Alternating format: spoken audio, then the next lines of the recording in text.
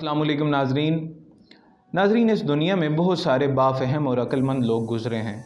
उन्हीं में से एक बहलोल दाना भी हैं।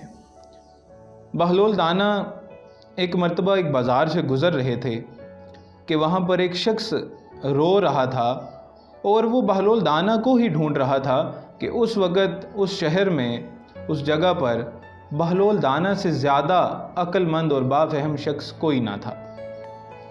अब हुआ यूँ कि वो शख्स बहलोल दाना के पास आया और कहने लगा कि जनाब, ये जो दुकानदार है, मैं इसके पास कबाब लेने आया था, इसकी सीख कबाब की दुकान है, तो मैंने इसे कहा कि तुम मुझे इतने कबाब दे दो, सीख कबाब दे दो, तो इसने रख दिए पकाने के लिए।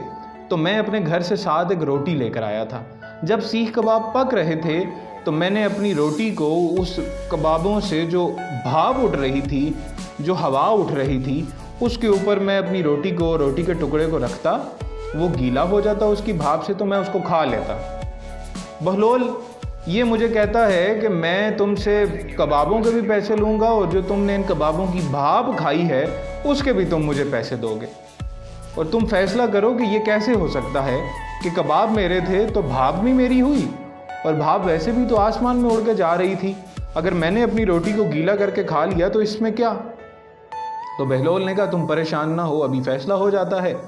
बहलोल और वो दोनों दुकानदार के पास आए और उसने कहा, दुकानदार से बहलोल ने पूछा कि बताओ भाई कि क्या मसला है। उसने कहा जी इसने मेरे खाने की भाप खाई है कबाबों की, ये उसके भी पैसे देगा।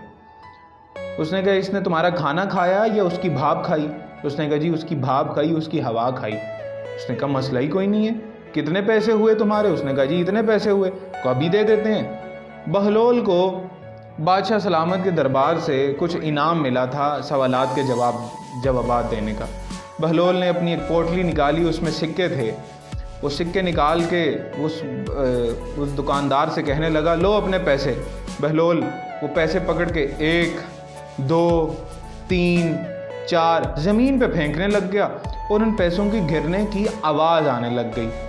जब वो सारे पैसे बहलोल ने नीचे गिरा दिए तो वो उस शख्स से कहने लगा दुकानदार से, तुम्हें तेरे पैसे मिल गए। कहा मुझे कहाँ मिले, तुमने तो ज़मीन पे फेंके।